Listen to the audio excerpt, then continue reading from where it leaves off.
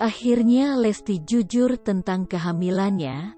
Istri Rizky Bilar akui belum nikah di KUA, jadi omongan. Lesti Kejora akhirnya jujur mengenai kehamilannya yang kini masih simpang siur.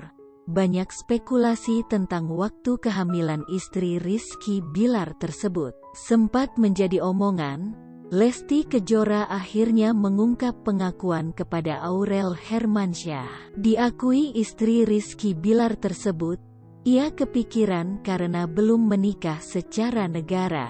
Kendati masih merahasiakan usia kandungan, istri Rizky Bilar tersebut mulai menunjukkan baby bump. Seneng banget, campur aduk kak karena di satu sisi dedek mikir entar jadi omongan orang enggak ya.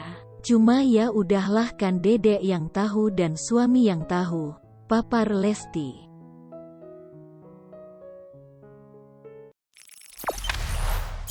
Jangan lupa subscribe, share, komen, dan like ya.